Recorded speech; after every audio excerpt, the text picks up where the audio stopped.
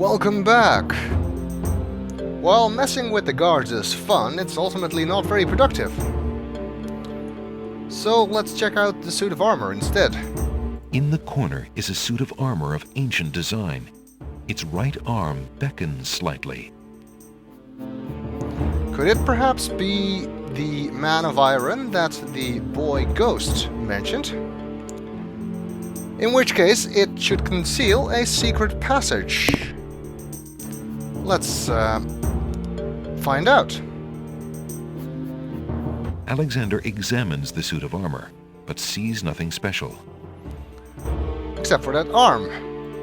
Remembering what the little boy Ghost said, Alexander experiments with the suit of armor. He pushes down, then pulls up on the knight's right arm. A secret passage. We found it! Alexander hears the sound of voices coming from nearby. Interesting. Considering where we are, I guess those voices are the guards on the other side of this room. On the other side of the wall, I mean. Alexander is standing in a secret passage of the Castle of the Crown. The landing is dusty and the walls are deteriorating. To the south is the door to the basement. A staircase to the north leads up to another floor. And there's a chink in the wall here. So let's see if we can find out what's on the other side. The guards' room, I guess. Maybe we can spy on them. Alexander peers through the chink in the wall. Captain, I've been hearing rumors from the guards who've been watching the princess. They say lately she's been pounding on her door and begging to be let out. Ain't none of my business, sir, but news like that is upsetting the other dogs. Ain't no guard in the castle who would willingly keep the princess anywhere she don't want to be. Alhazred claims that a foreign intruder is here to assassinate her. That's why she's got to be kept under lock and key right up until the wedding.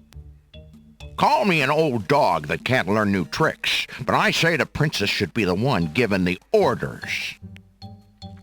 Alhazred has been in charge for months, what with the king's death and Casima's mourning. Tonight, the wedding will seal it, and there's nothing we can do about it. Like him or not, he's our liege. Need I remind you of your oath to the crown? Aye, we've an oath. For the sake of the princess, we'll not be forgetting it. He'd just better treat her well. Speaking of the Wazir, what do you reckon he's keeping in that magical room of his? It's not a magic room. It's just the door he's enchanted somehow. I say he's still got the royal treasury in there, along with whatever else he's so eager to protect. Not even the court treasurer is allowed in there anymore. I heard him in the hall the other day. He was speaking of that door. Black magic is what I say. I heard him say, Ali, but then Bay came up and started yapping at me. Enough! It is not our place to question the practices of our liege, no matter how strange. The wedding will be starting soon. Report to the throne room when you hear the music start. We got to see that in text, so we know how to spell Ali. Lots of Alis in this game. Maybe he was talking to the boy Ghost. Not very likely, though.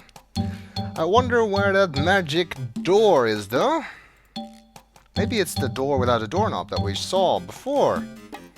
For now, though, let's check upstairs. So I'm very curious what we can find there.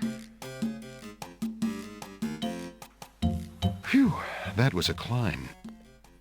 Alexander hears the faint sound of a woman crying nearby. Oh, come on, Alexander. Don't complain about a couple of flights of stairs after you've climbed the cliffs of logic. Alexander is standing in a secret passage of the Castle of the Crown. The landing is dusty and the walls are deteriorating. To the west is an exit to a hallway. A staircase to the north leads down to the basement landing. And there is the sound of crying coming from the other side of this wall. And another chink in the wall we can look through. But I'm going to ignore it for now. You'll see why. I don't think you lose points for doing it in another order, but this makes for a slightly more satisfying cutscene. Let's see where this passes. Alexander hears the sound of scratching coming from the other side of the wall. Let's see where this passage takes us. And there's another hole in the wall here. Second thing I'm going to do when I become king is hire somebody to fix all these holes in the wall. And considering how big these holes are, it's rather surprising that nobody knows the secret passage is here. But what could that sound of scratching mean? Maybe there's a family of mice. Alexander looks through the chink in the wall.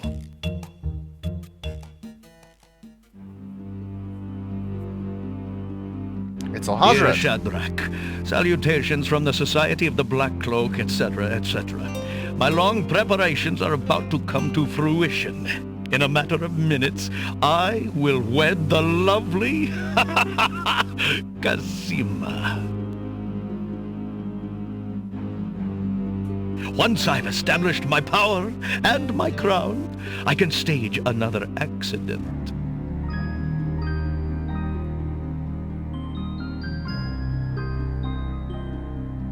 The princess has proven infuriatingly stubborn, as you know.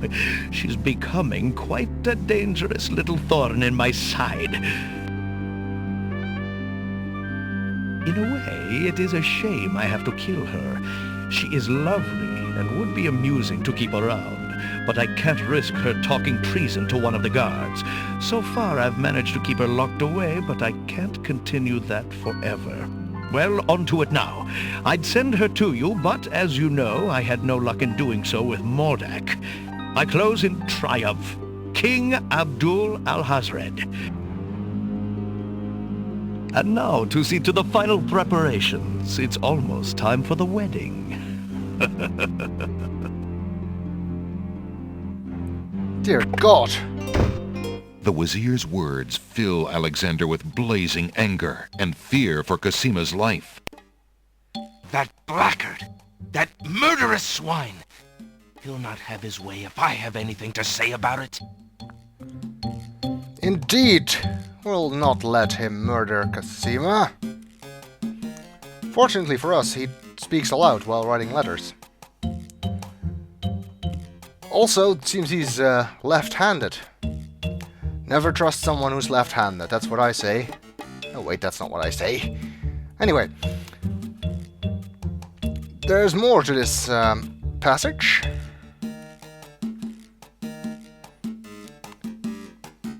As you can see, we are learning more about Alhazred's betrayal than we did in the short path. But it seems this is a dead end, except... The old walls are dirty and show the neglect of a forgotten place. Looks like there's something on the wall here on the left, though. There's a vague outline of what appears to be a door on the wall. Let's see where that leads. Alexander sees lots of black cloaks. Hey! Now here's a familiar location. It's Alhazred's bedroom. So there was something in that wardrobe after all, even if it was not a gateway to Narnia. Instead it was a gateway to a secret passage, which we didn't find when we were here in the short path. Alexander is standing in a masculine bedroom. Polished marble walls rise to meet a tall ceiling, and the furnishings have an opulent feeling. He wonders whose bedroom this is. We don't need to wonder about that. We know it's Alhazred's bedroom. And we know we need what's in this trunk. A storage trunk sits at the foot of the bed. The trunk bears a large brass lock. But how can we open that lock since we didn't get the nail? Maybe we can go out into the hallway and get the nail, but let's check if that's safe first. A door leads into the hall. There's a keyhole in the door. Look through the keyhole, of course. Alexander peers through the keyhole. And the guards are there, same as they were. Two guard dogs are patrolling the hallway outside the bedroom. Looks like the same guard dogs as in the short path. And we have no mechanical nightingale to distract them. Besides, I think they actually spot you the moment you open the door. They probably hear the door opening. So we cannot get the nail.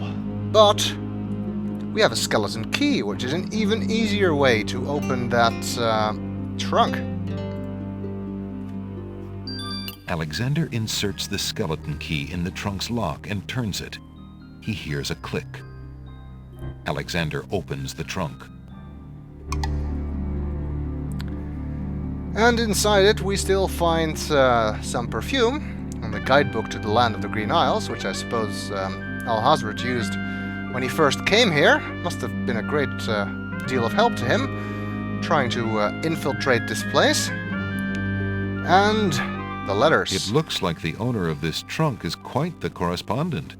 The stack of letters appears to be ordered by date because the top one is dated only a month ago.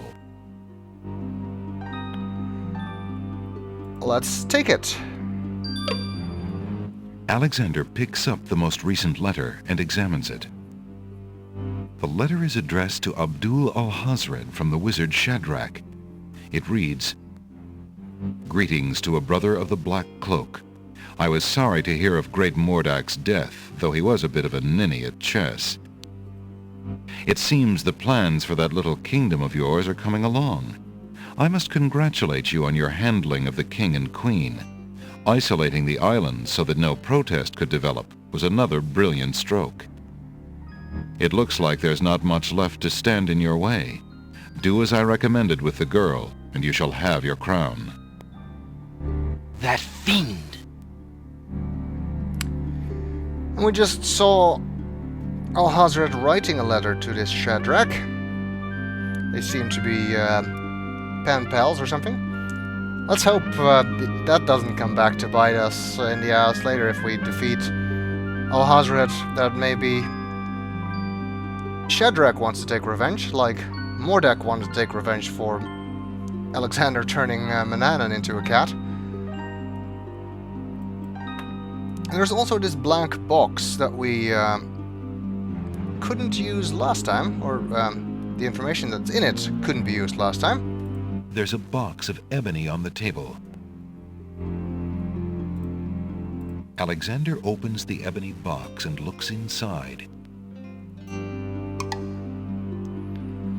This piece of paper. Inside the ebony box is a piece of paper with the word Zebu printed on it. And again, this is something shown in text, so it's important that we know how to spell that word. We couldn't use that in the short path. We will be able to use it this time. Alexander crawls back through the wardrobe to reach the secret passage. But we will have to do that, as well as finally see Cassima again in the next video.